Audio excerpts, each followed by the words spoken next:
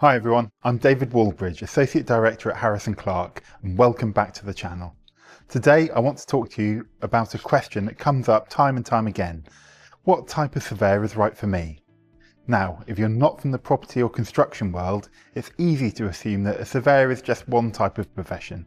But in reality, surveying is a huge field, and chartered surveyors can specialise in a wide range of disciplines, from valuing properties to managing construction projects to advising on disputes, and the expertise of a surveyor depends very much on their specialism. So, in this video, I'll break down the main types of chartered surveyor, explain what they do, and help you figure out which one you might need for your particular project or situation. Before we dive into the specialisms, let's quickly define what we mean by chartered surveyor. In the UK, a chartered surveyor is a professional who is a member of the Royal Institute of Chartered Surveyors, or RICS for short.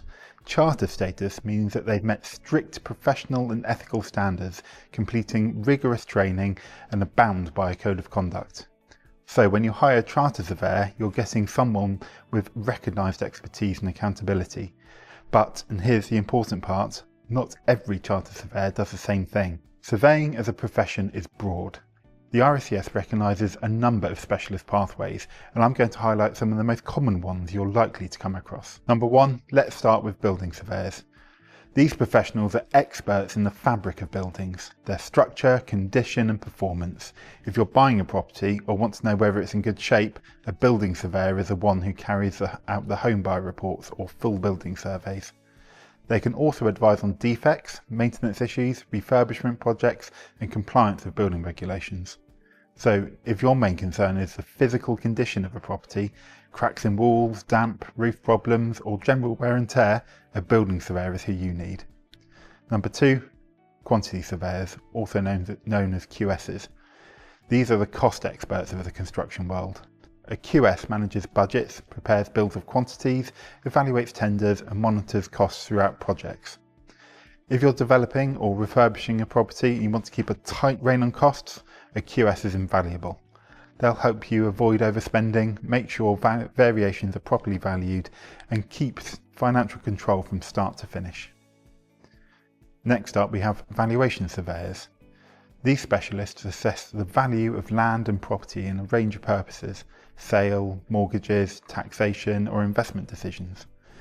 Mortgage lenders, for example, often require a valuation surveyor report before approving finance. Valuation surveyors are trained to understand the property market, analyse comparables and apply industry standards to ensure accurate, reliable valuations. If you need to know what a property is worth, whether for purchase, sale or investment, this is a surveyor you need. Another important type is the land surveyor, also known as geomatic surveyors. These are the people who measure and map land, boundaries and topography. They use advanced equipment like GPS, drones and laser scanners to create accurate site surveys and plans. If you're developing a site, subdividing land or resolving a boundary dispute, a land surveyor provides the detailed measurements and mapping you'll need. Some chartered surveyors specialise in project management. They oversee the planning, coordination and execution of construction projects. Their role is to keep the programme on track, ensure stakeholders are aligned and manage delivery from inception to completion. If you're undertaking a complex build or you want a professional to manage time, cost and quality on your behalf, a project management surveyor is the right fit. Planning and development surveyors. These surveyors focus on the bigger picture of land use and development. They advise on planning applications, development feasibility and strategies for maximising land value. They'll help navigate the planning policies, negotiate with local authorities and assess the viability of development schemes. So if you're considering a new development and need guidance on planning consent or site optimisation, a planning and development surveyor can be a real added value. Next up, we've got party wall surveyors. Now, whilst not distinctly an RICS pathway, many charter surveyors act as party wall surveyors under the Party Wall Etc. Act 1996. Their role is to resolve disputes between neighbours when building works affect shared walls or boundaries. They prepare party wall awards, ensure compliance with the law and protect the rights of both building owners and adjoining owners. If your project involves work near a boundary, you may need a party wall surveyor to handle this legally and fairly. Building control surveyors. These surveyors specialise in ensuring that buildings meet building regulations.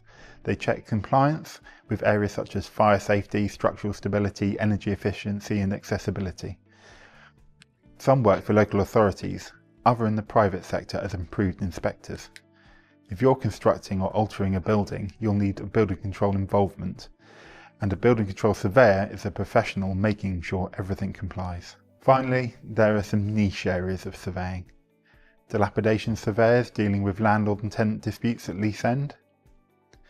Environmental surveyors focusing on sustainability, energy and environmental impact. Dispute resolution surveyors acting as expert witnesses, mediators or arbitrators.